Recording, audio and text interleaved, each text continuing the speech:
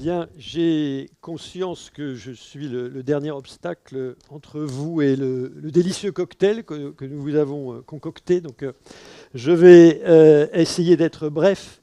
Bien sûr, je voudrais tout d'abord remercier tous les orateurs et la modératrice. Aussi tous nos partenaires. Alors d'abord Jean-François Bay et Cantalis pour la production des faits et des chiffres, mais aussi le particulier et l'Argus qui sont partenaires avec nous, et évidemment Citeco qui nous accueille aujourd'hui.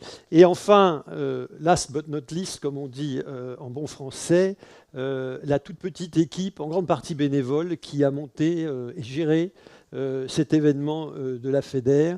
Donc, Loreley Jacob, Florence Alexis, je ne sais pas si elle est là, et Jean Berton, qui est sur tous les fronts.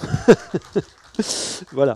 Et alors, je voulais aussi remercier le ministre de l'économie et des finances que vous avez entendu tout au début, le remercier donc de son intervention même par vidéo, et aussi d'avoir commencé par insister sur le fait que ce que je dirais, pour paraphraser un célèbre écrivain du XVIe siècle, il n'est de richesse que d'hommes. Et oui, tout le financement de l'économie, il vient des citoyens épargnants et de personnes d'autres. Et ça a été d'ailleurs rappelé par Sébastien Raspillier. Alors, je ne vais pas reprendre tout ce qui a été dit au panel 1, 2 et 3. Vous avez un dossier de presse où vous avez toutes les 7 principales propositions argumentées de la FEDER. Vous avez notre communiqué de presse, mais vous avez compris au travers des interventions de moi-même et puis ensuite de Jean que les épargnants ne sont pas contents.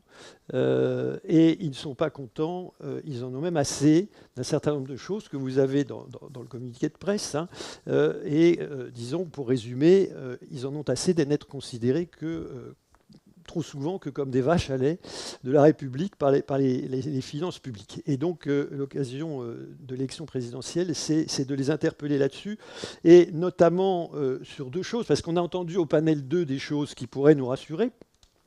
Le problème, c'est que des gens comme Jean et moi, on n'en est pas à notre première campagne présidentielle. Donc, vous savez bien que les promesses n'engagent que ceux qui les reçoivent. Et on rassurait notamment sur 2 choses, sur la stabilité fiscale, hein, qui était notre première question.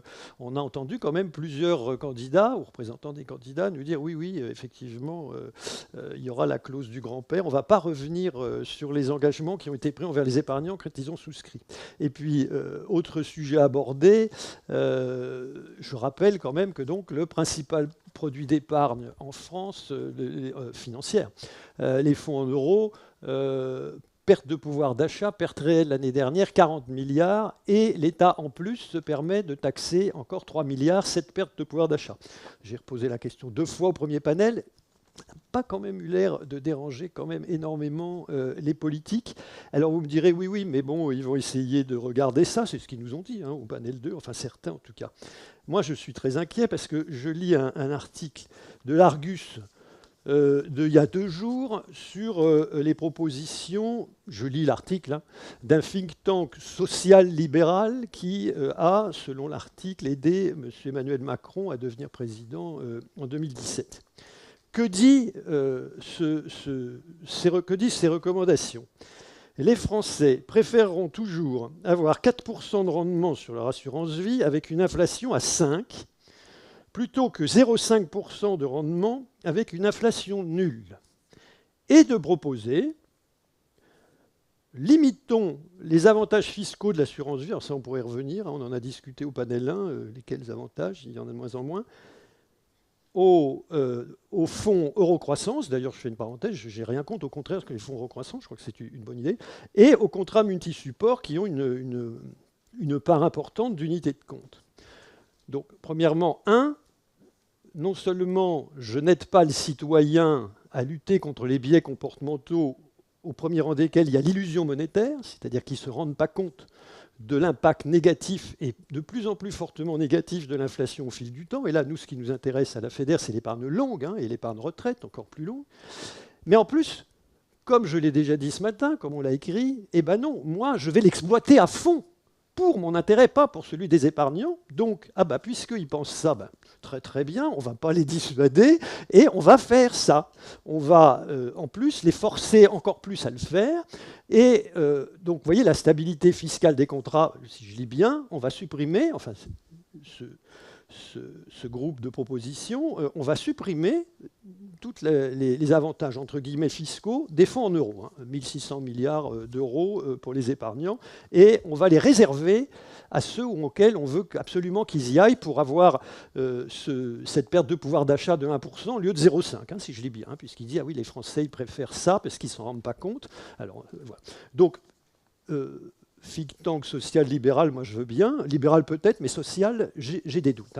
Donc voilà, c'est pour ça qu'on est très inquiet, c'est pour ça qu'on fait un petit peu un coup de gueule, et je vous engage donc à regarder les autres points sur lesquels on n'est pas content, mais on en a déjà parlé, les attaques contre le statut de l'assurance vie, où on oublie que l'assurance vie, ce n'est pas seulement un simple produit d'épargne, c'est un produit qui garantit contre des risques, et notamment les risques du grand âge, on en a parlé, d'où nos propositions aussi en matière de sortie en rente viagère immédiate, ou d'ailleurs différée, quand vous atteignez un grand âge. C'est vraiment la seule façon que je connaisse de se prémunir contre le risque de grand âge. On en a assez, Jean l'a rappelé, sur les problèmes de lisibilité des frais, même s'il y a eu des progrès récents, mais encore une fois, on vous montre une price list, cette fameuse accord de place où effectivement les principaux intéressés n'avaient pas été invités, c'est comme si quand vous achetez une automobile, au lieu de vous dire le prix de l'automobile, on vous met la liste des composants. Puis alors débrouillez-vous pour trouver le total. Donc c'est un peu ça qui se passe. Et enfin, Jean y a fait allusion, on n'est pas non plus très content, c'est un euphémisme, que pendant 15 ans, on a eu un produit d'épargne retraite individuel où les pouvoirs publics avaient exigé que s'il y avait des rétrocommissions sur les unités de compte, elles étaient reversées au plan et donc aux épargnants. Et puis là, paf, en 2019, loi pas, finalement, ça va retourner dans la poche des distributeurs. Ça fait 20 milliards d'euros, 30 milliards d'euros, sur 20 ans, si vous faites le calcul sur les estimations qu'on a fait. Et ça augmente, toutes choses égales par ailleurs, de 30% les frais des PER que le ministre lui-même, il ne l'a pas dit aujourd'hui, mais il l'a dit la semaine dernière, trouve souvent très, très élevés. Donc, je conclus, une conclusion que j'emprunte à Jean de La Fontaine et qui m'a été inspirée d'ailleurs par Jean. Tant va la cruche à l'eau qu'à la fin, elle se casse. J'espère vous voir très nombreux au cocktail et merci pour votre participation.